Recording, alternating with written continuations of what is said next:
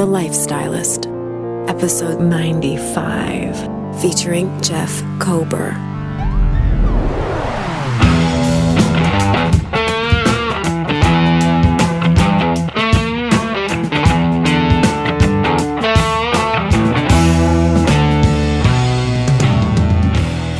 I'm Luke Storey, a former celebrity fashion stylist and founder of School of Style. For the past 20 years, I've been relentlessly dedicated to my deepest passion, designing the ultimate lifestyle based on the most powerful principles of health and spirituality. The Lifestylist Podcast is a show dedicated to sharing my discoveries and the experts behind them with you. You're listening to part 2 of 2 with Jeff Kober. Before we kick this thing off, I've got a very exciting announcement for you. I'll be spending my 47th birthday weekend in lovely Aspen, Colorado. That's right, my hometown, the town in which I was conceived many moons ago. First event that I need to tell you about is Friday, October 27th, where I'll be speaking at Aspen Shakti. I'll be presenting my workshop on modern-day real-life spirituality and how to overcome negative thoughts and emotions. Yes, that is actually possible. To come to my event on the 27th, you'll go to aspenshakti.com. That's Friday, October 27th at 7 p.m. Now, that whole weekend, I'm also going to be attending an incredible experience called Lead with Love, which takes place on the 26th through the 29th. The 29th is my birthday. Hint, hint, if anyone wants to send me a gift. No, just kidding. But you might want to check this event out. Come out to Aspen and hang out. Lead with Love is a fantastically transformational experience put on by the nonprofit Aspen Wellbeing. It includes world-class yoga, a bunch of curated workshops, inspiring music, really good high-vibe food, and I'll be there taking classes from Deepak Chopra, Marianne Williamson, and tons of other next-level spiritual teachers. So if you want to come to the Lead with Love event, here's the URL. It's leadwithloveaspen.org. Here's what's even cooler. If you want to come hang out for that 4-day pass, you can enter the code LukeStory at checkout and save $100. So pretty cool stuff. So I'm going to be in Aspen that whole weekend, just getting down. Please come hang out with me. Once again, I'll be speaking Friday, October 27th at Aspen Shakti. That's at aspenshakti.com. And then I'll be chilling at the Lead with Love event, which is leadwithloveaspen.org. Use the code LukeStory at checkout and save $100 off your 4-day pass. I will see you in the Rocky Mountains, baby. I can't wait. Do you ever find yourself sitting there listening to this podcast going, oh my God, I'm so inspired. I wish there was some way that I could contribute and help Luke to keep this thing going every week. Have you ever thought that? Well, I have. And so I made a page on my website called the support page. If you go to this URL, lukestory.com/support, you'll find a page there with an awesome little video of me explaining how the show works and giving you 3 opportunities, not one, but 3 opportunities to help make a small donation to the show. It's super, super quick and easy. It only takes about a minute to make a contribution, but those minutes can add up to hours and hours of future content on this podcast. So again, go to lukestory.com/support, and anything you can do to help would be so greatly appreciated. Today's episode is brought to you by Samina. Samina Healthy Sleep Systems are designed to incorporate what we now know is required for restful, restorative sleep. Every aspect of healthy sleep is addressed, including unrivaled back support, moisture and temperature regulation, plus pure comfort in a very clean, hygienic bed.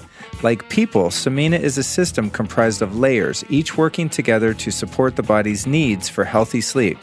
The components are made from natural, non-toxic, hypoallergenic materials and provide the essential elements, even grounding, to fall asleep relaxed, stay asleep, and awaken refreshed. Samina is simply healthy sleep. Go to justhealthysleep.com and enter the code LIFESTYLIST to save 5% off all beds and accessories, which can save you a substantial bit of cash considering the initial investment in this system. Or if you're in Southern California, you can also make an appointment on the site to visit the Pasadena showroom and check out Samina in person.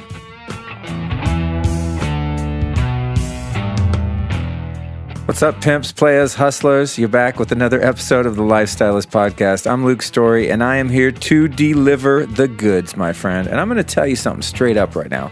Just straight up fact right to the dome. You are so fortunate to have stumbled across this particular episode because my guest is my esteemed meditation teacher and mentor, Mr. Jeff Kober. And this one, my friends, is a doozy. This has got to be one of my all-time favorite interviews/conversations. Jeff and I go back a few years, and of course I'm a little biased because this guy's helped me out of so many scrapes. He's like the dude I call when the shit hits the proverbial fan. And he is just a wealth of information, a really beautiful, fantastically enlightened human being. Jeff has spent the last 30 years studying and teaching metaphysics and meditation. He's also an actor. You might have seen his work on shows like Shameless, The Walking Dead, The Sons of Anarchy, and literally dozens of other TV shows and feature films. He also currently teaches Vedic meditation courses all over the world, and he writes a really cool daily Vedic meditation thought of the day, which he sends out on his email list. He's been doing it for a few years and is currently working on putting that into a 365 meditation daily reader. So Jeff's doing some very cool stuff, creative guy in Hollywood, but also super conscious. So you, my friend, just scored from dropping in on this episode. Jeff and I sat down in my house for over 2 hours. So this is going to be a 2-part episode. Obviously, you're either listening to 1 or 2 right now. It'll become obvious to you when you look at the show on your player. But this is definitely one that you do not want to miss. You want to follow through to the end because, man, we go down the rabbit hole of spirituality, creativity, acting. It's absolutely fantastic. So some of the things we cover in this double epic episode are as follows. The story of how Jeff moved to Hollywood to become an actor. And then we really talk a lot about, in the first part of this episode, about, acting for the art of it versus acting for ego and attention and fame and money and all of that. And what it's like for him to play such dark roles like in The Walking Dead and The Sons of Anarchy while still being this high-minded, high-vibe spiritual teacher. And the idea that evil needs to exist in order for good to have something to do. That evil is absolutely there to encourage heroism. Is that the word? Heroism. Yeah, heroism. How as a human being, you need your ego to survive. But when you live through the ego, you are at the mercy of its demands. What he learned on his many, many spiritual pilgrimages to India. What's the main difference in Western culture versus the culture of India? Finding the middle path between Mother Teresa and total apathy. So how to have positive effect on the world, but not get caught up in that saving the world kind of do-gooderism craziness. How he finds balance between being an actor and a meditation teacher. How to avoid building a spiritual ego and getting caught up in the trappings of being special or enlightened. The power of jazz and the state of creative flow that it embodies. How he used Black Sabbath's music in order to get into character. And we talk about psychedelics as a spiritual pursuit versus attaining enlightenment on the natch. The hidden meaning of Alcoholics Anonymous's symbolism, pretty trippy stuff. Why the Vedic teachings of non-duality are so powerfully transformative. How sex dissolves all of the ego boundaries and is the highest form of human connectedness. What it was like to walk across India with the saint known as Sri M. Clearing up the misconception that paying for spiritual teachings is wrong. How to avoid spiritual bypass and face difficult truths about yourself. And the fact that the key to life is learning how to be a giver rather than a taker. So in this absolutely astonishing double episode, Jeff really, really delivers the goods. And as I said, I'm just so excited to bring this double episode to you. And it was such a meaningful one to me. I think you'll be able to tell just how enthusiastic and excited I was to finally sit down with my guy and get to share everything that I've learned from him with you, the listener. So you're in for a treat, my friend. I also want to remind you, don't forget to tune in this Friday for part 2 of this episode if you're listening to part 1. And if you're listening to part 2, because these have the same intro, next week, number 96, features Lacey Phillips from Free and Native. And we sat down in my house and had almost an equally as intense talk about all things personal development, metaphysical manifestation, and all sorts of magic. So that's next week for number 96 with Lacey Phillips. Thank you so much for listening. Currently, I just checked my download stats. I'm at 840,000 downloads. I'm really working on getting to 1 million in the next month or so. So if you could do me a huge favor and just share this show with one friend right now, like literally just stop, pause the tape, and just screen grab, click share, do whatever you do to share information with your friends. It would mean so much to me, so I can help hit that goal and keep this thing on the rails. All right. Thank you so much. Until we meet again, peace out, and enjoy this very special conversation with Mr. Jeff Kober.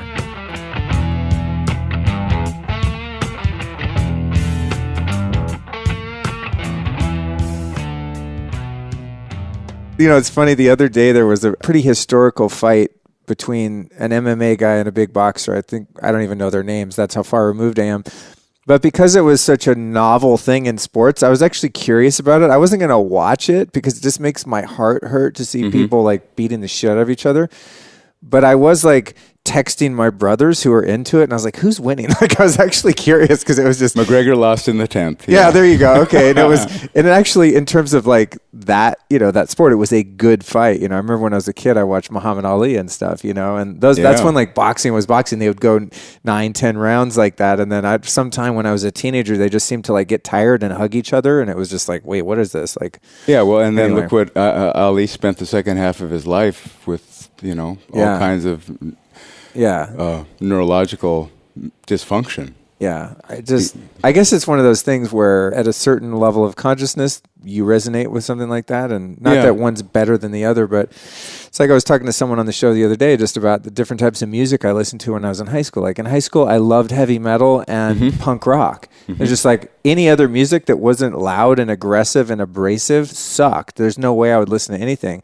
And as I've sort of changed and evolved, hopefully for the better, I can't stand that music. Even my favorite bands like the Stones or something, it's like, I don't like the fast songs. It's like I listen to classical music and Kundalini mantras and, just like weird chanting and anything that's at all negative or angry lyrics or anything like that. It's just like totally doesn't resonate with me. But you're also someone who has spent years learning to lessen the amount of that inside your own consciousness because you suffered at the hands of it within your own consciousness.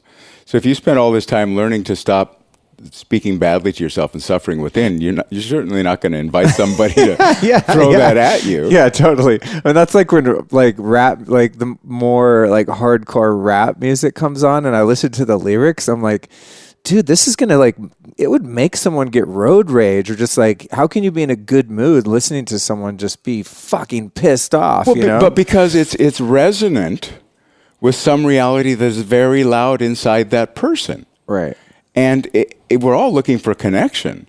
So if someone on the radio is throwing something out that is resonant with the loudest voice inside of me, that's going to attract me. I'm going to want to bond with that because it allows, again, that feeling of flow to occur. Right. And would you not say, I love how we're so nonlinear. It's great to have a guest that can go there with me. Sometimes, I mean, it's partially because of your personality, just your energy, but also I think because I know you. But when I interview some people, like I can't break them out of like their being interviewed formula, so everything becomes very linear and it's just boring that way, kind of, probably for the audience too. But in terms of this direction right here, it's like you sort of have this radio receiver that you're tuned to at different points in your own evolution, right? And then there's things that are kind of on the same wavelength as you people too. Have you experienced in your life where you've outgrown different types of music or books or shows or art or even relationships where completely. It seemed totally normal at one point and then you get a different vantage point from the inner work that you're doing and you're like, whoa, holy shit, how was I ever involved in this or that? Absolutely. I mean, when I was telling someone the other day that there was a point in my life, I was a maintenance worker in Yellowstone Park. Really? I didn't know that. Yeah, for 2 summers. Wow. I cleaned up after tourists and picked, paper from the campgrounds and cleaned their toilets. And there was the summer of amphetamines. I think it was 1974, where virtually every week I would run into someone in the campgrounds who would have a massive quantity of amphetamines that they were more than happy to share with me. And for a depressed guy like me, that was a boon, because I was self-medicating. And on Fridays, I would get off work at 5 o'clock or 5:30, whatever it was, and drive from Yellowstone Park back to my parents' home in Park City, Montana, which is outside of Billings. And I would throw down some bennies and start drinking beer and put on Jay Giles or Black Sabbath Paranoid. Oh, man. And just drive as fast as I could and just let that pound on me. Yeah. Now, I haven't had a Benny in 40 years, and I haven't, When's the last time you listened to Black Sabbath? Well, I actually listened to Paranoid just a couple of months ago because of a role I was working on. And Funny. I thought, I wonder what that feels like today. Yeah. And it feels old. Yeah. Now I can listen to Led Zeppelin today and hear the mastery of it and hear the musicality of it and hear a lot more of who those guys actually are and were. But at the time, they were right there with Black Sabbath in expressing something that I needed to have expressed that I didn't know how to express and that the rest of society was not giving me permission to express. And again, it's what's the loudest voice in here? And if the loudest voice in here is the rage of life being suppressed in me and the insistence on ignoring the things that I see and the things that I feel, and someone gives me permission to let all that be there, then, But no, today it's I don't listen to that at all. I listen to classical or I listen to jazz and, country western. That's funny about jazz. I never in my life could get jazz because being a musician, when I listen to music, I picture the notes on the neck of the guitar or I picture what the drummer's doing. Like I visualize music a lot. And when I listen to jazz, I can't figure out what the fuck those guys are doing. You know what I mean? It's just like, because I never read music and I just learned rock and roll from like listening to records. I don't really know music theory. And even now when I listen to jazz, I'm like, huh? But what's interesting, because that's another category now that I really like bebop. I just love that, especially I don't know, like 50s and 60s bebop, jazz, just like the greats. But the one time it's weird that I used to listen to jazz is when I was using a lot of opiates, and I would just be in this sort of like delta state. I mean, it's that sweet spot when opiates are like working for you. It's rare and it only lasts for a short period of time. There's probably like a 3-month period when I first really got, the beginning stages of addiction to those compounds. And I would just turn my phone off and lock the door. I would put like moving blankets over the door so no one could like hear that I was in there, my neighbors, and I would just camp out in my apartment and I had vinyl, of just like Charlie Parker and Charlie Mingus and Duke Ellington and just all this great big band stuff and bebop stuff. And I would just crank it like my ears were going to bleed, and that jazz would take me into this beautifully transcendent place, and I would just sit in there for hours and just get high. It was like actually one of the only real good memories for that short period before life turned into a total fucking nightmare of addiction and despair and hopelessness and suicidal fantasies and all the other good stuff that comes later.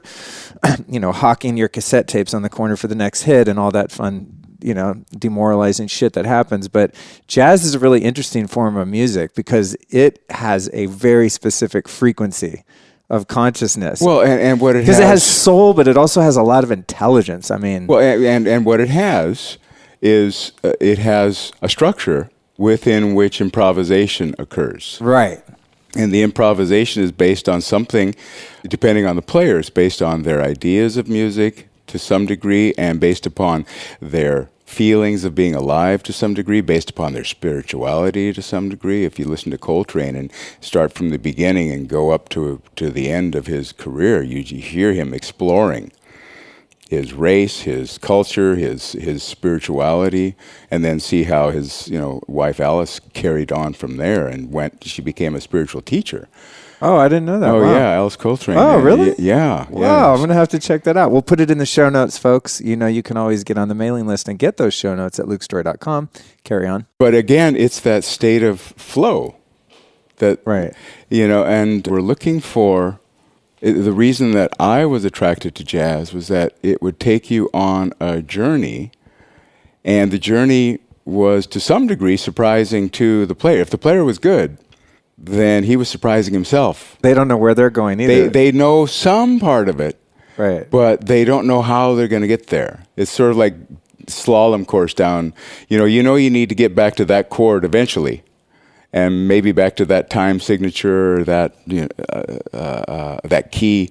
But how you get there is going to be based upon what's turning you on today. And to the extent that you can tune into that, you get to go along for the ride. I just made a correlation based on that with the jam band phenomenon and how it's so interrelated to psychedelics.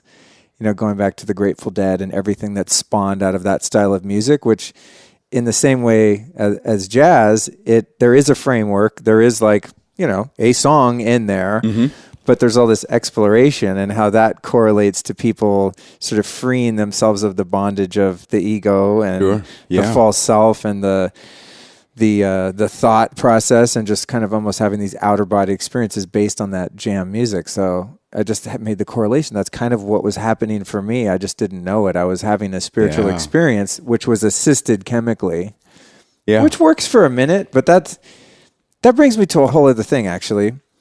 We're going to get to meditation. It's funny. I teased this episode to my mailing list. It's going to be about meditation. I'm like, no, it's not. That's going to be part of it. But there's so much other shit to explore here. What's your take on psychedelics as a means by which to achieve a deeper spiritual experience? Now there's this huge trend in people doing ayahuasca and MDA. And, I've taken never those, but copious amounts of LSD and mushrooms and things like that. And then studying a lot of the work of Ram Dass and those Timothy Leary and all those guys that really got into the psychedelics as a spiritual pursuit. But in the end, basically all came out of it being it's fun, but at the end of the day, you come down and still have to do the work. Okay, a couple things. First of all, I knew someone who was clean and sober off all drugs for 18 years and meditated consistently and regularly for 5 years and could never quite get over his anger. And he made a conscious choice to go to South America and fast for a few days and then do 4 ayahuasca trips over the space of 6 days. Damn. And because that's the way you do it. That's how you do it. That And sounds hardcore. You're guided through it, and women come, they call them angels, they come and sit in front of you and sing you through your trip. And this cat healed his anger. Wow. Absolutely. Wow. Now, I healed my anger too. I didn't do that.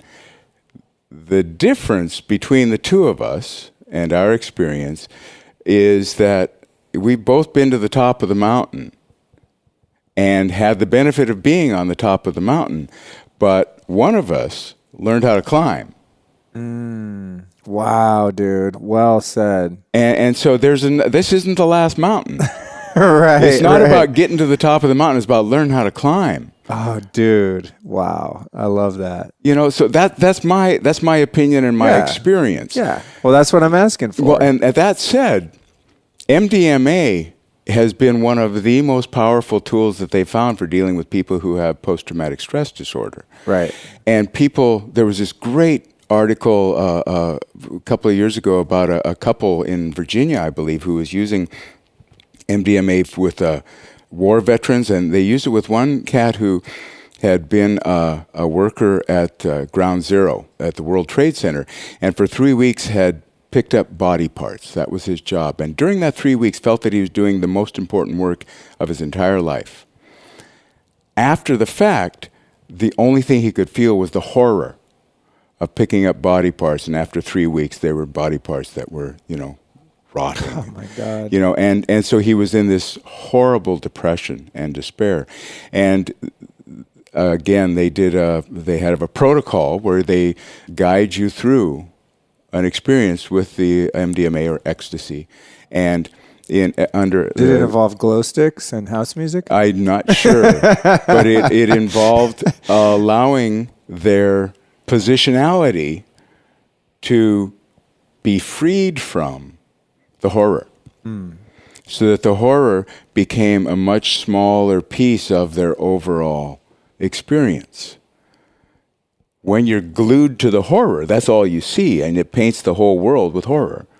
When you expand into a wider experience of what you are as consciousness, then the horror is that bit right there. And you don't have to, it's like Hawkins describes it, like, you're at Yankee Stadium at night. There's no one else there. The lights are on. And there's a radio playing in the dugout, and you're sitting right in front of it. You could walk out to center field.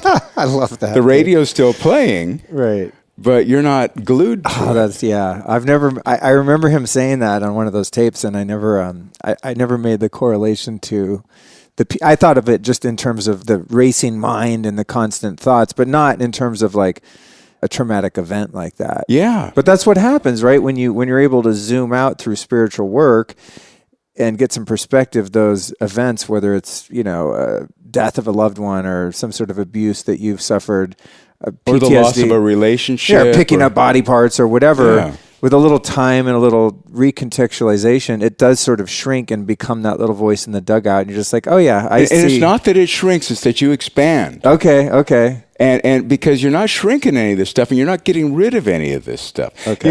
In the program Alcoholics Anonymous, they have a symbol of a triangle within a circle. And in Alcoholics Anonymous, I think they have unity, service, recovery on the three sides of that triangle. But that symbol is actually an ancient alchemical symbol that symbolizes the material of the philosopher's stone. And alchemists were searching for that which, when added to lead, would turn it into gold. That which would transmute the lead into the precious metal. Not that which would get rid of the lead. Okay. It's about transmutation. It's about not changing. What the theory of the Veda or Vedanta says is that there is no such thing as darkness. There is only that place where light has not yet been shed. And light and darkness, and Hawkins talks about this a lot, that there is no darkness. There is just a relative presence or absence of light. Right. It's a continuum. Right. Same with heat. There's either a presence or an absence of heat. There is no cold. Right. There's just an absence of heat. Is that not a great, simple explanation of non-duality? Yeah, it's light and water are the ones that used mostly to describe consciousness because you can't grab the stuff, So you just answered my question in a roundabout way of that, like activism versus apathy and non-action. It's maybe one could say, don't fight the darkness, just make the light brighter. Yeah, that's a really good way of saying it. Right? Yeah. It's like, because I want to contribute good to the world, but I also don't want to get caught up in thinking that in the fucking arrogance and immaturity of thinking, I know the way the world is supposed to be, and I'm going to go make the world fit the framework that I think it should fit into. You know what I mean? It's like, I'm going to save the world and save... But it's a really valid question right now, and there's... Well, I think that's why I'm bringing it up, because this is the question everyone's asking, because everyone wants change, but it's like, for me, who am I to say what that change is supposed to look like? But if I can really go inside and express what seems to be intuitively serving the highest good in how I spend my life and the kind of output that I'm doing, this podcast being one small expression of what I feel I can contribute. I'm not trying to change anyone or change anything. I'm just going like, hey, if anyone wants to listen, I'm finding some cool shit and some cool people like Jeff Kober. Check it out. Yeah. Maybe instead of going to the Lady Gaga concert or whatever, even if I'm going to the Lady Gaga concert, if I'm going there, which I don't know why I brought that up. She's probably pretty so positive. Much respect for Lady Gaga. She kills me, man. There's a lot going on there. I do too. I just mean I don't know, maybe, or even being on social media or just watching vapid reality shows or whatever. It's just like, look, at any given moment, I'm feeding the ego or I'm feeding the self, capital S. Right. And as someone meaning the higher self. The higher self. Okay. The true self. And that I want to err on the side of feeding the true self rather than the smaller self. I want always to be conscious of and aware of to what degree am I aligned with the small self needs and to what degree am I aligned with the large self needs. Which is the large self wants nothing more than to come together with itself. And this is what consciousness is always trying to do. It's always wanting to come together with itself and know itself as the oneness rather than as the separation. And is this why sex feels so good? Because that's the closest that we generally come to the dissolving of ego boundaries and the connectedness and the higher state that gives us, absolutely. And maybe why, during sex at least, from the male perspective, you can never be in as far as you want to be. Like you never are able to achieve, I think just because you're still in the physical form, you can never achieve as much merge as you want to devour to the point where you're like, okay, we are one, because there's still a sense of separation because of the physical embodiment. Yeah, and ideally, we recognize that we're seeking something where it can't be found. Right, and we use that as God damn it. as an arrow. That would be so easy, if you could just find you could just find you could just find the perfect one, and then you would be complete. But yeah, maybe this is the ego speaking. Maybe that works, Luke. I've tried it. It doesn't. I have exhausted that. I've watched you as a possibility. Yes, you have, very closely. I'm sure with too much amusement. Let's get into, because a lot of this comes from your study of Vedic traditions and various spiritual traditions, and of course of your exploration of all things meditation. And I know that's how I'm going to really frame this show leading up to, we're, an hour and 6 minutes in, which is great. I feel like we're in that zone where there's no time, which is beautiful. I watch the time because sometimes when this happens, I'm like, holy shit, it's been 3 hours. But I definitely want to back up because you're dropping so much wisdom here. I want to give people the framework of how this came to be. So let's kind of go into a part 2 mode here. How did you first find meditation? And did you have a few attempts at it before you settled on the meditation practice that you now teach? I meditated for over 20 years before I found the meditation that I teach. And I was meditating daily at the last few years of meditation before I found this practice. I was meditating an hour a day.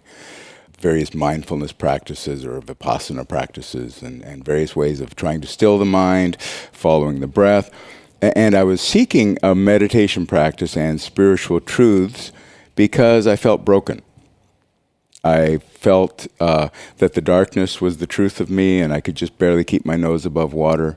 I saw myself as not worthy of having life, and certainly not worthy of having a good life or a healthy life or a pleasant life for all sorts of different reasons, based in religion and the parenting I received and the experiences I had growing up. Seeing myself as the darkness and not able to get past that, no matter how many things I changed. And I changed my life entirely, from self-medicating to not, from needing various substances to get me through a day to not, and seeking an experience of spirituality or God in everything all the time, and not able to change it. And at a certain point, I just gave up. And I had been to India already a few times. I just said, if it hadn't changed by now, it's not going to change. I was 48 at the time, 47. That's how old I'm about to be. Well, I was there, and it was still, I was miserable most of the time. So before you stumbled across Vedic meditation, you had been to India a few times? I'd been to India, had extraordinary experiences, but meditation, I still wasn't able to have any kind of an experience that was other than my thinking. I would have, feelings of transformation, feelings of going beyond. I met the divine in a couple of different forms in India. Hugely transformational experiences. In the form of embodiment by a guru or teacher, or just mystical experiences? Mystical experiences with various murtis or statues. Oh, interesting. Asking very clearly for transformation to occur in my life, and having an experience in a temple where there was a life there, saying, "You sure about that?" Wow. Wow. I'm going, yeah, I think so. And then having the same thing happen a week and a half later with the same, an image of the same goddess. Wow. You're asking for everything which is no longer relevant in your life to be taken away. You sure about that? Yeah. And then I got home, and my marriage ended the day I flew in from India. Wow. It was like, That story, that would take us another hour. But all sorts of experiences like that were other than the mundane reality of being me, but still no way of having an actual experience of myself as other than my thoughts and my feelings. So you were never able to achieve what I call that gap of separation. The gap of separation. Where you're able to step into the witness position and be like, oh, that's interesting. Look what my ego's doing. Look what my mind is doing. Look at the animal nature, the instincts. Like you're so close. The way I kind of describe that, because I'm very familiar with that, is sort of like you're standing in front of the Mona Lisa and your fucking nose is touching it. It's like you can never fully get a perspective of that piece of art until you're able to stand back, 8 feet, and you go, oh shit, now there's a you, and then there's a painting that you're observing. So, or like standing at the front of a bus with your nose pressed up against the windshield, and it's going, 40 miles an hour through the city. Everything's going past so fast you can sort of see it, but you can't interact with it at all. You can't appreciate it at all. Right. But step back 10 feet, let the bus driver do his thing, and you can start seeing, there. I want to go visit that store, and they look like they're having a good time. You can start enjoying the scenery. Yeah. So why do you think it is that even though you had these couple profound mystical or spiritual experiences and you were practicing meditation for all those years, that you were never able to achieve that? What was the missing ingredient? Most meditations, and the ones that I was practicing, were about training the mind to give this a different experience, this being me. My mind is not a good guide for my experience at all. You either? Because all it knows is what has already happened. And what life in me demands is the ever new, not the ever repeating known. So if I'm just trying to train the mind to give me a little bit better experience of my history being played out again and again and again, there's no place for that to go other than just, you can get to even, but you'll never have anything transformational. What life in us demands is transformation. In order for transformation to occur, I must have an experience of being something other than this surface experience of life. I must have a transcendental experience. I must have an actual experience of what I am that is other than all of that. Consciousness without an object. The whole of consciousness rather than this content of consciousness, as Hawkins would talk about. Mm-hmm. Is it not sort of pointless to, from the context of those, and not to say, oh, this meditation is right and that one's wrong, because then again, we're in duality.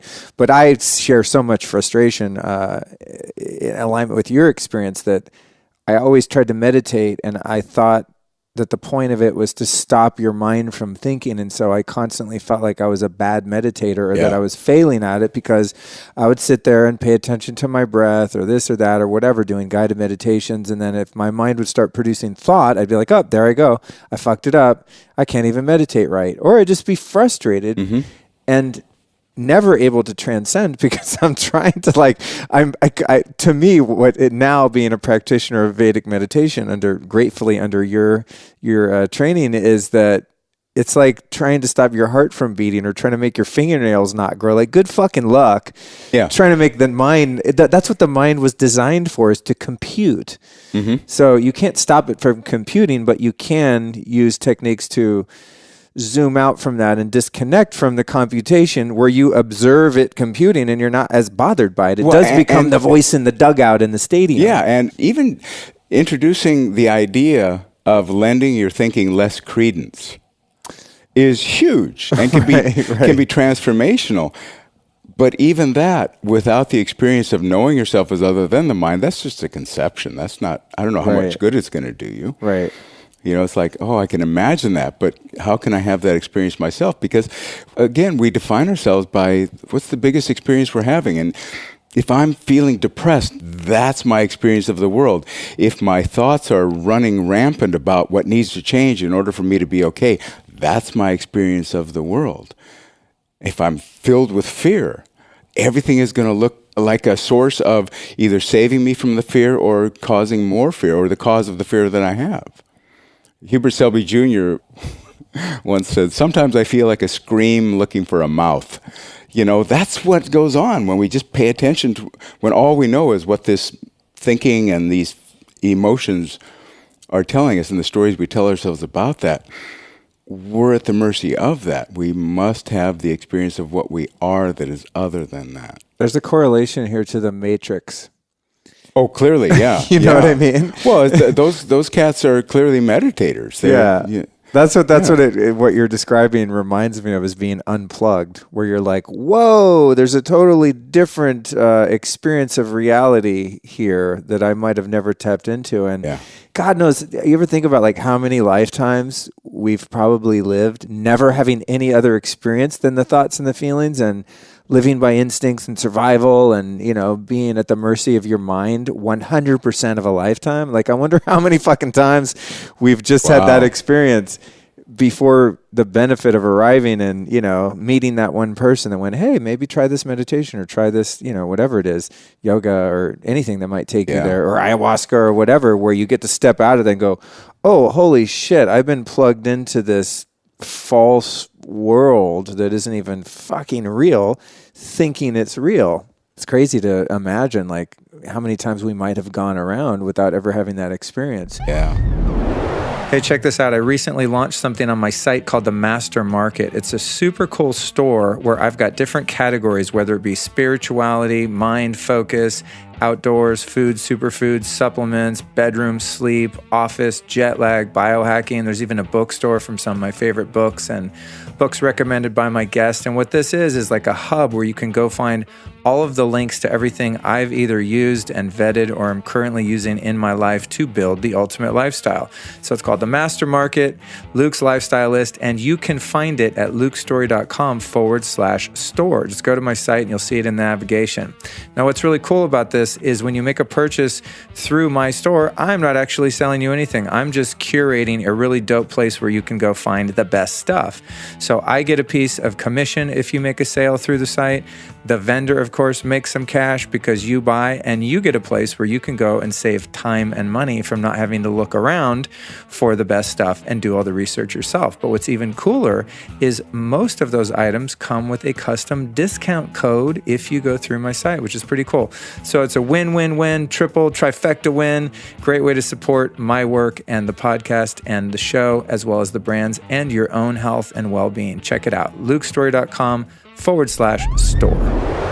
So you're trying all these other forms of meditation. You have a couple mystical experiences, but because for whatever reason the practices that you had could never get you there, how did you end up stumbling across Vedic meditation specifically? A friend of ours, Renee, told Adele that she went and saw this guy and he gave her a word and she repeated it and it made her happy. I'm simplifying, but that's basically what the story was. And Adele... Dude, it's not that much more complicated. Really? Well, and Adele said, come on, let's go hear this guy. And I went, all right. And we went to see this cat talking in West Hollywood. And we went into the apartment. It was a lovely apartment, but I looked around at the people and I just judged the hell out of them. I said, these aren't my people. Then I saw a picture of an orange robe cat, where the guy was going to speak, and I just said, I'm out of here. Before he even came out to talk. And Adele went with me, and the guy who had ushered us in went, wait. I said, yeah, have fun. And left. And Renee called and said, so you guys sign up? I said, no, Jeff left, So you literally walked out? Walked out, never saw the guy speak. Wow. Because I didn't want to, I didn't trust someone to tell me something spiritually, and he's going to ask money from me and all of that. So right. I didn't, I'm miserable, but I don't want to be a loser. Right. Right. I don't want to be made a fool of. Right. And so then another friend of ours had gone to that talk and learned how to meditate and said, it's true. You close your eyes, repeat this word, and it makes you happier. I said, oh. So the guy came back a month later, and we went to hear him talk, and we took another couple with us, and the couple we were with, the guy ended up heckling the speaker at the end of the talk. And I still wasn't going to learn, even though he had said some things that really made sense to me. And Renee said, no, here, call this number. And she gave me the number of the guy, Tom Knowles. And I called him up, and it was 11:30 at night, and he answered the phone in a very good mood. And I said, so why should I trust you? And he said, well, don't trust me, but trust your experience. Did you feel good when I was talking to you? Yeah. Did it make sense what I was saying? Yeah. And, and I said, well, okay. And I always thought that you weren't supposed to pay for spiritual teachings. Right. And he said, yeah, that's a common belief we have in the West, in spite of the fact that, the Catholic Church is the largest landholder in the universe. Wow. And I didn't know that. And that, he said, and if I could come up with a way of giving this away without having to fund my life, then I would do that. But, you're paying for my availability as a teacher. And he said, and as well, in spiritual, in the realm of life itself, in order for transformation to occur, there must be an exchange of energy and information. He said, what I'm bringing you is, 40 years of experience of doing this sort of thing, and my time, my expertise, the studies that I've done. What you're bringing me is your attention and your financial contribution.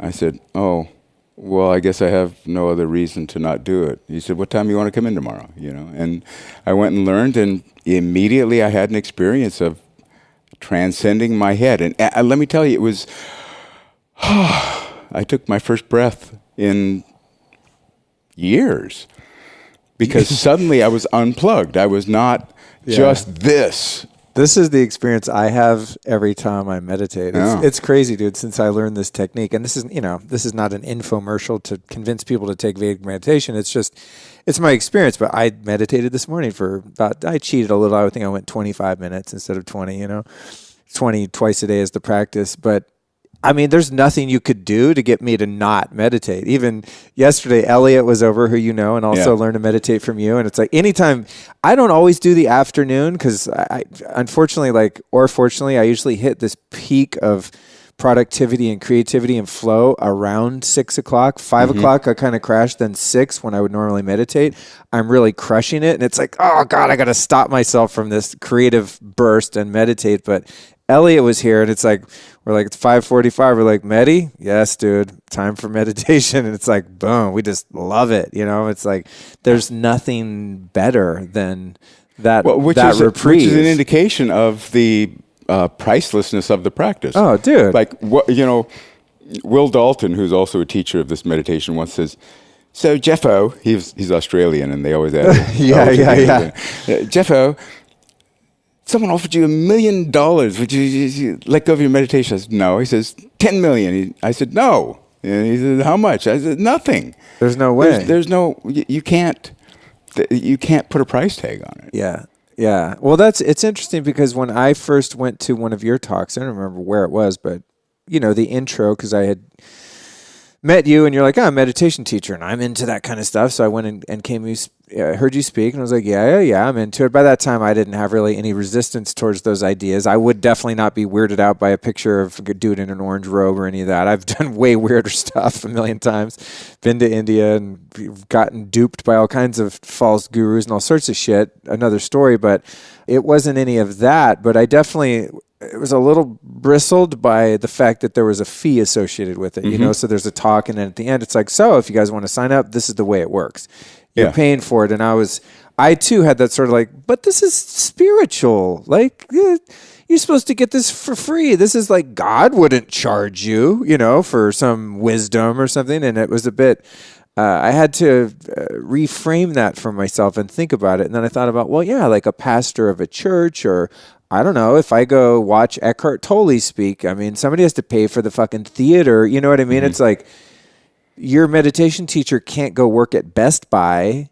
Then he won't be available. Yeah, then how's he going to teach people to meditate? Yeah. So, I had to sort of just like wrap my head around it. And also, I've taught a couple of people for free. Yeah. They didn't value the practice and they didn't continue meditating. No skin in the game. No skin in the game. This is the same thing with the coaching that I do. I guess I just don't even like the word coaching. I'm trying to find and I should just Google like acronyms for coaching, because that's like such a goofy name. But when I work with people in sort of a guidance, counseling capacity, I charge a lot of money. Like probably more money than you charge to teach someone to meditate. Well, it's not really on a scale. It's just a set fee, but it's a good chunk, And I had some issues with it myself personally. I think that were more rooted in my own self-worth, frankly, if I'm just going to be really honest. And then I had to just get over that shit. And I can tell when I have a conversation with someone that's interested in working with me, that they're either serious about it or not if money becomes the issue. And even people that I talk to in like a consultation, and I know they have the money because we've been talking and I know about their life. If money's the issue, it's not the money, it's that they don't actually want to change. Mm-hmm. And even people that it's a bit of a stretch to even afford the program that I'm offering that want to do it, it's a very clear indication that they're going to value the time and that it's going to be effective because they have skin in the game. And it's more even of a risk for them. Well, and it's a message to themselves that this matters. The Heisenberg principle states that the observer changes the experiment. Right. And what the Veda would say is that the universe is looking for a cue from the individual. What kind of universe do you want me to be? And if I want it to be a universe within which transformation is the point of my life, and growth is the point of my life, and expansion is the point of my life, then that's the universe I'm going to get. If I'm just trying to get enough money so that I feel safe, or get enough things so that I feel okay, or get enough approval that I feel okay, then that's the kind of universe I'm going to be operating in. And then it's a either-or situation. I'm going to keep this money because it gives me safety. I'm not going to spend it over here to give me something that might give me a wider experience of life, that might give me a more holistic experience of life, that will give me a way by which to become a part of the flow of life. At what point after you learned to meditate did you decide, I want to teach other people how to do this? I never decided that. What happened was I would meditate, and every time this cat came to town, I would go and listen to him talk again, and I'm from Montana. I was raised on a farm, and I just started helping out. I would set up chairs. I would help welcome people when they were going to learn to meditate. I would, calm their fears or talk to them about my experience, and then I ended up starting to help the teacher. In his teaching, I became like an apprentice or a protege because I just hung around too long, because I needed to hear this stuff again and again because I'd been so grounded in a suffering experience of life that I needed to be continually reawakened to the fact that that's not what it's about. It's about something else. That's not what it's about. It's about something else. It's about joy, bliss, being, fullness. And at a certain point, he said, I'm going to train some teachers, and, you should come along. I said, no, man, I'm an actor. And he said, no, you're actually a teacher. The only question is, are you going to be an informed teacher or not? I said, listen, you're the guru. Get me a series, man. That's what I want. And I said, if I have a series, I won't go. And if I don't, I'll do it. And, because it's a 3-month commitment out of town. Partially in India, partially at the time in Flagstaff, Arizona. And I did give up a role in Trailer Park of Terror. But I went and did this training, and, I became a teacher. And here's the truth of it for me. Like, I know how to do this thing, and I know how to teach it. And the truth is that I've learned more by teaching it than I ever would have just by studying it.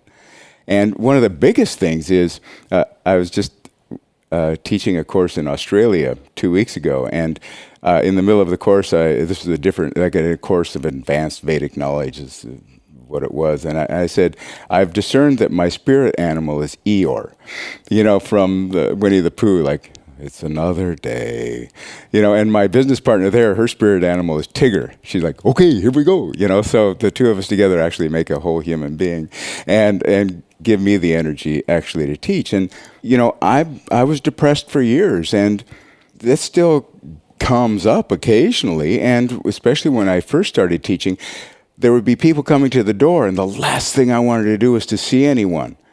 Because you can't teach a bliss technique from a place of despair and depression. So you would have to arbitrarily choose to feel better. And guess what? It works. And you would have to arbitrarily choose to pay more attention to someone else's experience than your own. And guess what? It changes your experience. So that was huge for me. It has been huge for me to it's not about me. When I'm teaching, it's about giving you value added for your willingness to sit there, for your willingness to commit money. It's about, I want you to have the best possible experience of this you can. It doesn't matter how you see me. It doesn't matter how I seem. It doesn't matter what you think of me. It doesn't matter especially what I think of me. What matters is that you're having an experience that can move in the direction of the experience that I'm having. And so all of those things have been absolutely essential for me to progressively disentangle myself from the skein of ideas about what I am, or what I'm worth, or what I'm supposed to be doing, or what I should be thinking, or how you're supposed to see me, and all of that. I also hear in there a sense of accountability, to your own process, and that's been my experience of working with people in the context of being a mentor or a coach or a guide. It's like, well, I got to be doing this shit too. You know what I'm saying? Absolutely. It's like, otherwise there's this. Nothing feels grosser than hypocrisy when you have self-awareness and you're like, oh, I'm just like talking shit. Oh, I can't. I'm talking the talk, but I'm not walking the walk. And you know what I mean when you feel that inside, that well, because you're lying. That lack of integrity feels really creepy. Yeah. And I'm the worst liar. I tried it. Trust me. I tried to just lie and mouth the words without having the experience of them, but it rings hollow. Do you think that your ability to convey this information and these teachings effectively and profoundly in a way that really impacts people is due to the fact that you've suffered in your own life to a degree and you've experienced dark nights of the soul and are not practicing a spiritual bypass method where you're just pretending like, putting on a happy face and pretending like everything's bliss? Yeah. It's, like you've seen the darkness, the darkness, and therefore the light's able to shine brighter? I think so. I think because we all hear the resonance of truth that is, resonance implies that we have the same wavelength going on. And so someone can learn this from me who has had experiences like I've had. Some other people hear me talk and they go like, I'm getting as far away from that cat as I can. Some people, hear another teacher talk and dismiss the practice and then come and hear me talk and suddenly go like, oh, this sounds very practical and like it might actually work for me. And, it's not my job to figure that out. And I tried to teach from a model that was other than my own experience.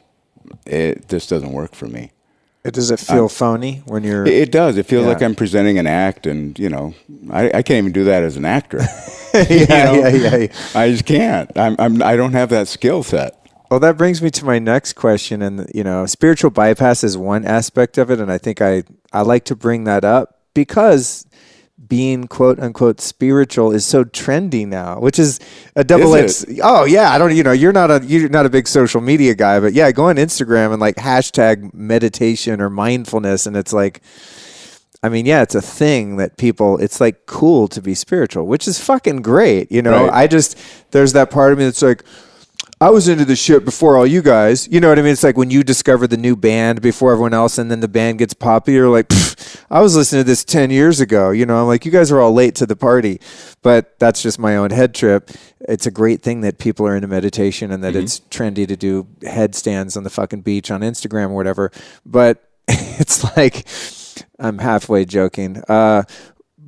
But there is also a definite air of spiritual bypass in a lot of people that are sort of passing themselves off or trying to market themselves or successfully marketing themselves as like a spiritual teacher. And you look at them and you're like, you haven't been through the shit. You haven't been to hell and back. And so it's difficult for me as, an observer or a student. Hey, maybe let me listen to what this person has to say. And if I don't sense that depth of being within them, if I don't sense that empathy from them, that they've really been through it themselves, it's difficult for me to lend credence to their teachings. Like I got to know a teacher has been to the fucking gates of hell and found a way back before I'm willing to find out what the trail looks like from them. So have you observed in, just in spiritual circles that there's a lot of that spiritual bypass going where people kind of stumble on it and they, it's all about bliss and being happy and like, yay, spiritual and unicorns and rainbows and all that. But is it really necessary to go through the experience of the shadow to really have the goods? You know what? I don't know. What a humble answer. All I can know is what it's like for me. Okay. And then I can imagine if I were doing some of the things I seen being done, where it is that I would be coming from in here. Yeah. then in my imagination, it's, that there's some voice that's really loud in here and some rationalization that is telling me it's cool that I'm doing this. Like, you can have a motivation to help out some organization by putting on a bake sale, but at the same time, you're doing it in order to advertise your new cake shop. It's like you're saying, no, I'm doing this for the Girl Scouts. No, you're doing it for advertising. So at least be honest about that. And so this is like, well, there's that element of virtue signaling too, of like virtue signaling. Well, you can go back to. I was raised in a Christian church, and and that's the Pharisees. Praying so that you were seen praying. It wasn't about actually praying. It was about being seen praying. Okay, so that's another side of it. There's the spiritual bypass of sort of skipping over the hard work that it takes to... Yeah, but you know what? Here's the deal, man. Yeah. It is fucking challenging to be a human on the planet. It is the hardest job there is. And we're all going to go through the things that we go through to find our path through it. And, it's like... I know Hawkins said several times, he says, don't try to be better than you are. Be what you are. And at some point, you might find yourself no longer eating meat. Sometime you might find yourself actually, you can have the idea that it's better to love than to hate, but, don't try to make yourself because it won't work. Right. But at some point, you'll find yourself choosing to love rather than to hate. we were talking about vegetarianism earlier. I went to India, a couple of years ago, and walked for a month with Sri M because he was walking the whole length of India because it was a promise he made to his master as a young man, and because he wanted to speak to people about the need for religious tolerance of each other and sexual gender equality. I walked with him for a month and lived with the Indians. I was a strange white guy in the corner, and everyone was like, who invited him? And I ate with them for a month. My wife said she was cool with me doing that as long as I took her to Paris for Christmas. So I met her in Paris after my walk, and I ordered a hamburger and picked it up, and it wouldn't go within a foot of my mouth. It wouldn't go. And I haven't eaten meat since. It's not because I thought it was virtuous to become a vegetarian. Right. I love cattle. I have had lots of experiences of love with calves and all of that. I raised cattle. I've talked to a lot of them in India. But I didn't choose to become a vegetarian. It's just meat won't go in anymore. Right.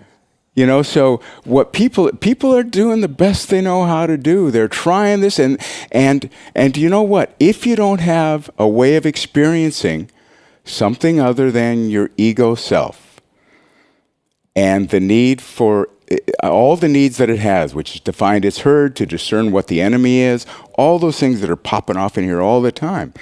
If you don't have a way of experiencing yourself as other than that, you're going to look over there and see what that looks like and then try to put that suit on yourself. And how do they talk? Oh, they talk like this.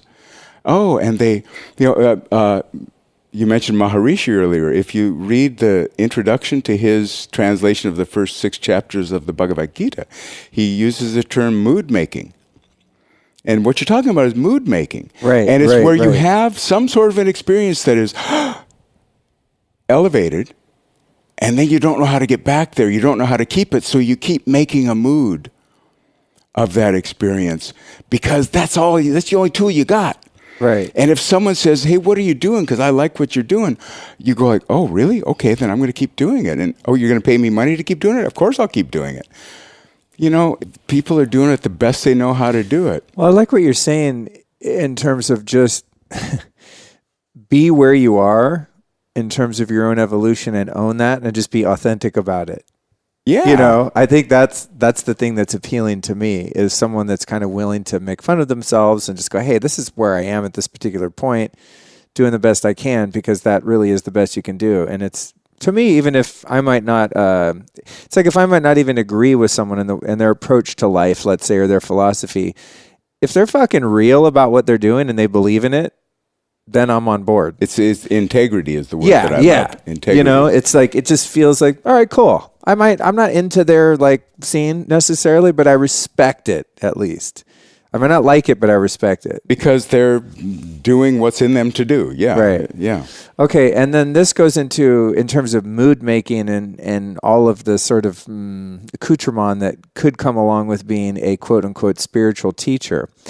How have you managed to avoid, or have you at times not avoided, building that false spiritual ego where the ego's observing you become the spiritual guy, gain some power, gain some wisdom, and then you're sort of playing this role of the spiritual guy, wearing the orange robe and the turban and sitting on the silk pillows and lighting incense and having people fawn over you and put up a bunch of flowers around your little meditation cushion and that whole fucking, you know what I'm saying? Like that whole trip. Because you're not like that. Like you're a pretty normal dude, but you're also a spiritual teacher. Has there ever been a temptation to like see yourself as special because you've got it? There's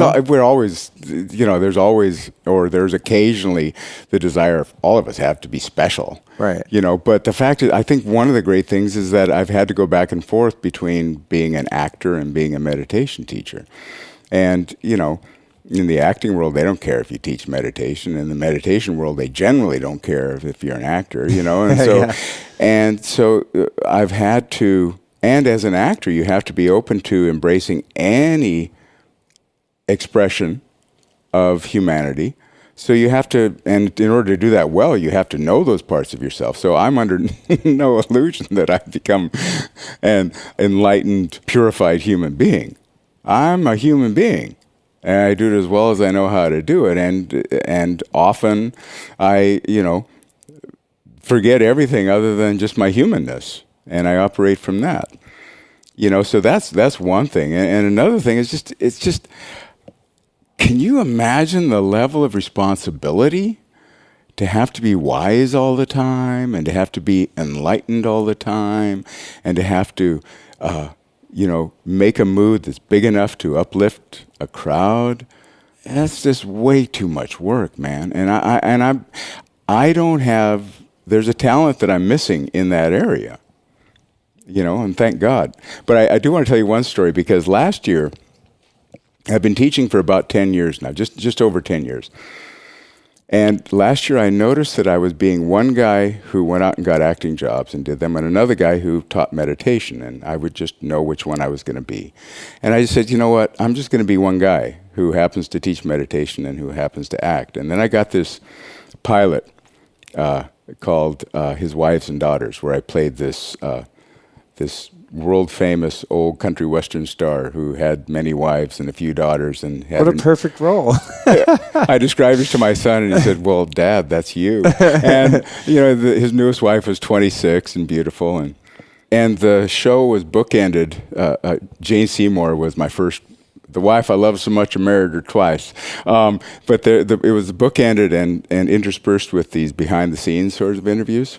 And so I determined I was just going to be one guy for meditation and acting. And after we filmed all the behind-the-scenes stuff one night, and after they were done, I said, "Oh, wait, turn on the camera again. I got something." And I said to the director, "Ask me about my beads."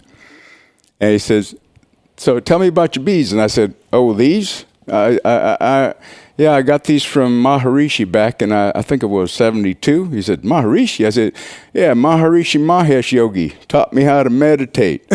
And I picked up my bourbon. I said, that and a little bit of bourbon gets you through just about anything. And I took a sip. They opened the show with that clip. Wow. And it was like, that's what meditation is. You don't have to be white robes and, fluffy to benefit from it, to do it. It's about becoming better what you are and allowing life to express through you and being able to give yourself enough space for that to happen. So that was like the pilot didn't get picked up. I wish it did. I want to see that scene. I'll send it to you. Oh, you have it? Yeah, I have cool. it. Yeah, I'd love to see it. I fell down on the floor laughing when I saw it, because it was just so much just the epitomization of what I mean, which is, we're all teaching consciousness all the time. The way that I do anything is the way I do everything. The way that I interact with the checker at Whole Foods is more indicative of my spiritual truth or my willingness to commit to being the truth of what I am than how many times a day I meditate, you know. And so we're always showing consciousness to others and sharing consciousness with others. And to the degree that I can make it about something other than me, which means about you or about something greater, and look outward rather than inward, after I've had the experience of looking inward past all my own garbage, and try to bring service and flow to the world and try to give rather than to get, you know, then I'm living a spiritual life. Then I'm really in the game. Because the other thing that meditation really gives me, it's not just a vacation for myself, it gets me in touch with the place where I am fulfillment itself. And then the needs of the ego take on less weight because I know that the world can't give me what I'm getting in here. Totally. It can't. Yeah. It's not available out there. It's not available in the perfect person or the perfect job or the perfect amount of money. It's only available in here. And once I have it in here and know myself as that truth within, then it's no longer about getting, it's about giving, because fulfillment can only give of itself. Fulfillment can only flow outward. And when I can couch my life in those terms and go out into any situation and just to give of myself, that's when I know I'm in the game. That's when I know that it's, you know, that I'm in alignment. It's weird. It's like you're, through that expanded awareness, your values change, right? It's like, that's when my experience is just what's important to me is different than it used to be. Yeah. And I think the things that I value are more real and meaningful and intangible. But I didn't set out one day like, okay, I'm going to write a list of my current values, and by next month I'm going to value all these things that are, you know, more holy. It's just like different things become important. Yeah. In also in relationship to people in the world. You know, it's just like what I'm looking for from myself and from others has changed so much as a result of meditation and all these practices. Like the shit that I'm willing to put up for myself is not much. You know, I mean, I have self-acceptance, but there's certain lines within myself that I won't cross to say that I'm maybe, you know, getting a little more integrity. And I love what you said about being one person. You know, there's some tapes I used to listen to by this sort of a spiritual teacher, and he always said, you know, as he evolved spiritually, I'm one man, no matter where I go. And he mentioned going to the grocery store, and maybe he went to church, and he goes on an airplane, he goes here and there, he goes to a job, he's in a relationship. And he described that as integrity, being one person, you know? Yeah. And that's, God, dude, like, talk about like valuing something, having a goal to strive for is like, wow, can I really be one guy if I'm interviewing you? What if you were like a 24-year-old supermodel from Brazil sitting here? Would I be able to just have the same conversation I just had with you? Not the same conversation, but be the same guy. Yeah. In other words, just be me. Yeah. And what's weird about that, and it sounds like you had a similar experience of just, God, what a fucking relief, dude. It's so much less work to just be your sloppy self. You know what I mean? It's like, I've recently, I think since I started doing this show and just, I don't know, making myself more public through social media, and I'm producing media that I'm, you know, releasing out into the world. And it's like, when I did the first episode, I struggled a lot with it because I didn't know how real I wanted to be. Because once you like put something in the internet, even though you're a nobody at the time you put it out, you could become kind of a somebody later, and then that shit exists. Yeah. So I didn't know in terms of my history and my past and just how much realness I wanted to portray. And I made a decision to just be pretty damn real. And it's so weird. What surprised me is the response I've gotten from people is like the more goofy and just silly and retarded that I act, and just the more real I am on my social media and on this podcast, the more people love it. It's just so weird. I'm like, really? You guys like actually... Because it's relatable. You actually like me when I'm being my crazy self and I'm not hiding who I am? And even in interpersonal relationships, just getting to the point where I'm like, God, I'm just sick of fucking hiding and closing my heart to people and to experience. And just like we've talked, and you said, you know, when I get uncomfortable, I call you. So when you hear from me, you know shit's hitting the fan.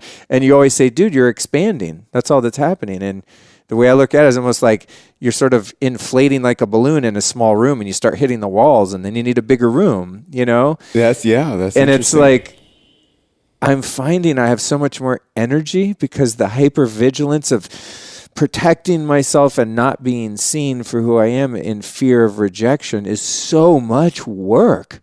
Well, and just the work of like, dude. thinking about what I think you're thinking about me. Yeah. And trying to change that. It's like, I can't even change the way I think, let alone the way you think. Yeah, it's just so freeing, man. So I appreciate that perspective, and I just want to just give you a sincere and heartfelt appreciation for helping me to arrive at so much of this discovery over the past few years, and I'm just having so much fun in my life now. It shows. Just to sit here and talk with you in this environment is showing me you in just a really beautiful and holistic fashion. It's really nice to see. Oh, cool, man. Yeah, cool. I'm having fun exploring, getting to know so many fascinating people, and sharing my enthusiasm for people like you with the world. And there's people listening. I mean, I'm creeping up on 1 million downloads on the show. It's like, wow.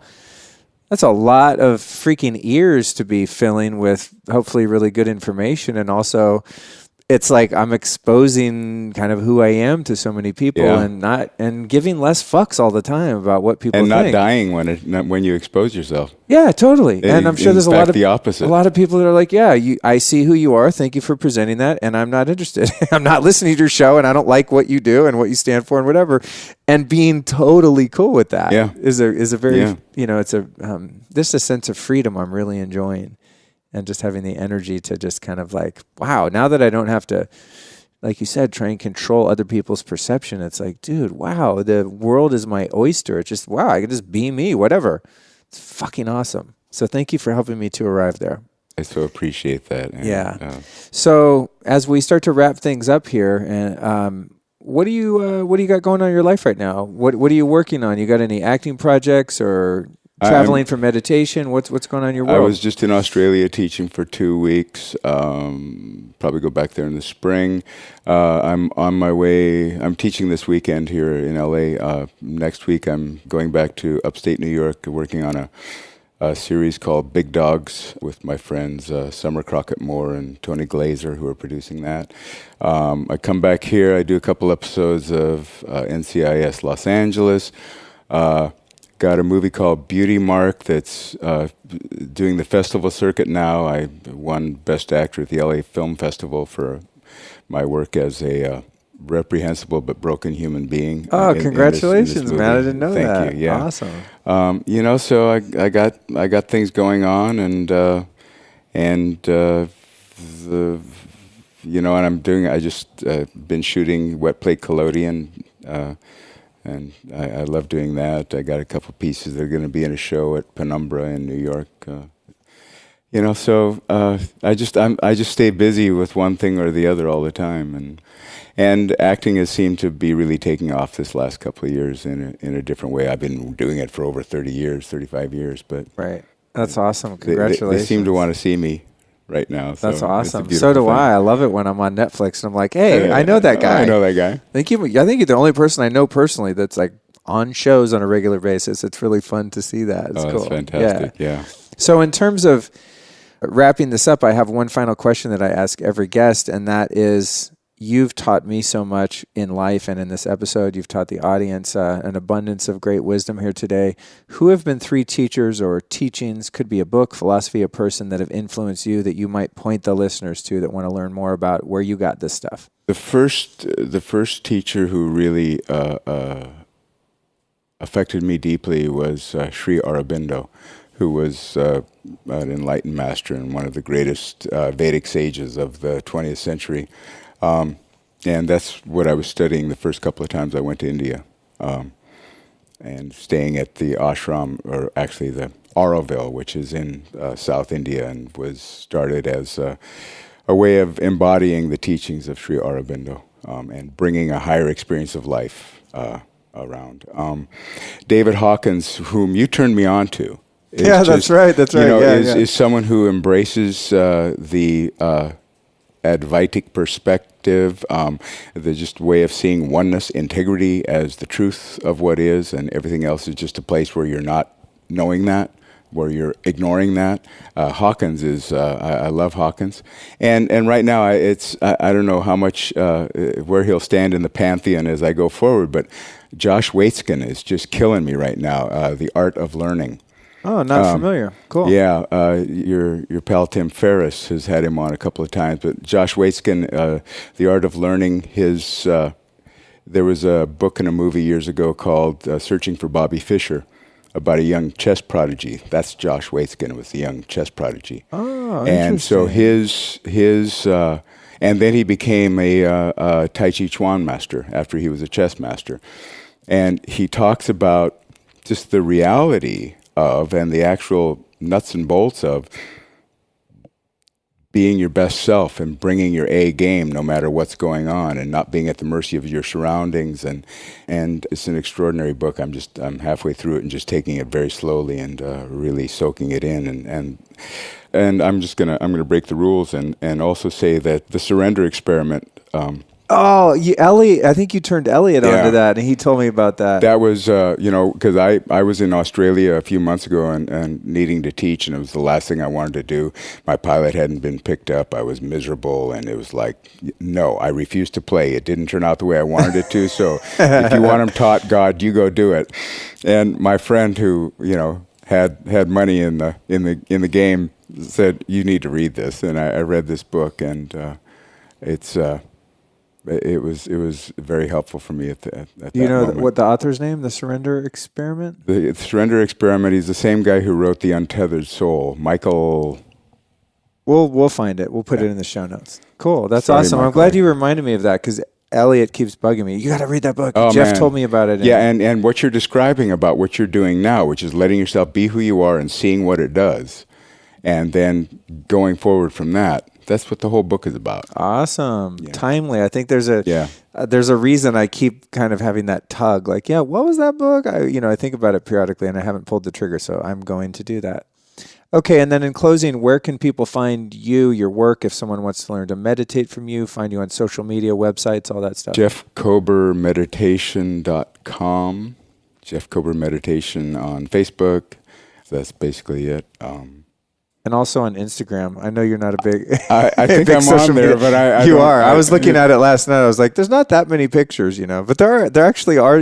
You know what would be and dope? I'm a photographer. I know, that's what I was thinking. I was like, his photography should all be on here, but I know how it is. You need people to do that kind of shit. No, I need someone to show me how to do it. I'm not adept in that area. I get it. Look at all this equipment here. I mean, it took me months to figure out how to do this and shit. that brilliant woman over there taking care of it all. Thank God for that. Thank God for that. So yes, help is essential. But you can, people listening, you can find Jeff on Instagram as well. And then just to let people know. And also just on the Jeff Kober Meditation, there's a place to sign up. For the last 6.5 years, I've been putting out a daily thought. Which is just one way of looking at the world differently today, and I just do it. It costs no money. It's free. Yeah. And what I get out of it is that I have to put it out every day, and it's taught me a lot about selflessness. And I have to read things and think about things in a way that is other than the way my mind normally works. So you can sign up for that at Jeff Kober Meditation. Yeah, that's amazing that you're still doing that, because I remember a few years ago when I first met you, I was like, oh, that's cool. He'll probably do that for a few months. These daily, because they're, they're not long. Listeners, don't be afraid that it's like, some novel that you have to read, but they definitely you've taken some consideration and time. Yeah. It's not just like, hey, it's not a tweet. Yeah, it's not like, hey, just think positive today. Have a good day, guys. I mean, they're pretty profound and simply stated, but there's definitely like some intention there that's you can tell you've taken the time, and they're very thoughtful, even though they're brief. Here's the deal I made with myself. I was like, how long is he going to do this shit? How exhausting. Yeah, I'm asking the same question. But the deal I made was, if someone actually commits to reading this whole thing, they're going to feel better at the end than they did before they started. Right. Yeah, and that's what I try. Have you considered compiling those daily thoughts into a book? I have someone looking at that right now. Oh, cool. Someone trying to. I've always thought that when I get them, because they're brilliant and they're brief and digestible, but a lot of great teachers have done that, where they, have like a daily meditation book that takes you through a year or whatever. So it'd be cool to see that in one consolidated place. But yeah, you guys go to jeffkobermeditation.com, sign up for the newsletter. I'm on it myself. I can vouch for it. Okay, cool. Well, I think that about wraps us up, dude. We're right at 2 hours and 25 seconds. I am man. so late. My wife is going to kill me. She wanted to get a pedicure, and she doesn't have a car today. Well, you can 100% blame me. I will. Say I tried to get up, and Luke had these cameras on, and he wouldn't let me go, and it's all his fault. What a pleasure, man. Thanks for having me. Yeah, thanks so much, and I look forward to seeing you soon.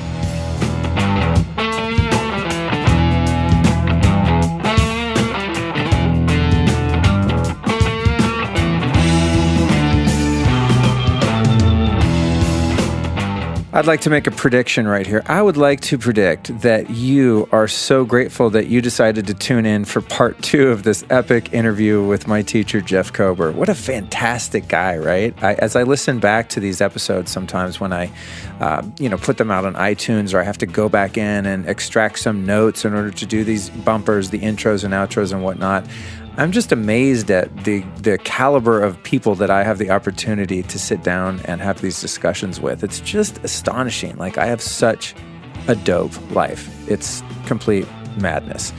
And what's even more mad about it, in the most positive sense of the word, is that you beautiful people get to join me on this journey. It would be one thing to have these conversations with such brilliant people, and then they would just kind of disappear into the ethers. But the fact that I get to capture them on tape, I'm old school. I still call it tape, even though there's no tape involved. I get to lay down these tracks, man. I get to lay these deep cuts with these fantastic guests and then share them with the universe. And I get so much great feedback on, Instagram. People message me, and on my website. I'm really making an impact in my own little small corner of the world through sharing these intimate and what I think a lot of the time are very informative and enlightening conversations. So I'm just super stoked that you made it back here for this episode. And if for some random reason you're hearing this and you just heard this episode, but not the first one, part 1, homie, you tripping. You got to go back and hear part 1. This is a 2-hour epic interview with Jeff Kober. So if you just caught this half, good for you, but do yourself and the world a favor and go back and catch part 1, because that's where we talked a lot more about creativity and his acting career and things like that, whereas this part 2 was more centered around meditation, mindfulness, spirituality, and all that stuff. So anywho, thank you so much for joining. Don't forget to tune in next week for my interview with Lacey Phillips from Free and Native, and that will be number 96, man. I'm creeping up on 100. So thank you for keeping it 100 with me. And don't forget to share this episode with a friend. Bye. I'd like to again thank Samina Sleep Systems and remind you to get over to justhealthysleep.com. And when you do, enter the code LIFESTYLIST and you will save 5% off all beds and accessories. Now, that might not sound like a big savings, but these beds are really quite an investment, as you're going to find. So 5% can mean a few $100s. So definitely remember that code. And as I said earlier, if you're in Southern California, you can also make an appointment on the site to go over to their showroom and see these beds for yourself. Once you see them, if you're anything like me and you really care about health, you're going to become obsessed with getting one. I mean, they are that cool. They're literally the dopest beds on the entire planet, in my opinion. And I've checked out a lot of healthy bed systems. So Samina Sleep Systems, find that at justhealthysleep.com, enter the code LIFESTYLIST and save 5% off. Or just get over there and make an appointment to see the showroom. Tell them I sent you. You're going to save some cash. And you're going to sleep very well for many, many years. Okay, one last reminder about this happening in Aspen, Colorado. Again, I'll be speaking Friday, October 27th at Aspen Shakti. To get into that event, you'll go to aspenshakti.com. Then that whole weekend, the 26th through the 29th, I'll be attending and enjoying thoroughly the Lead with Love event featuring Deepak Chopra, Marianne Williamson, and tons of other fantastic people. To come to the Lead with Love event, go to this site, leadwithloveaspen.org. Use the code Luke Storey. If you're coming, save yourself $100 off the 4-day pass. So 2 fantastic events in the Rocky Mountains. Come hang out with me at some high altitude, some high vibes. We're going to have a fantastic time. Hope to see you there.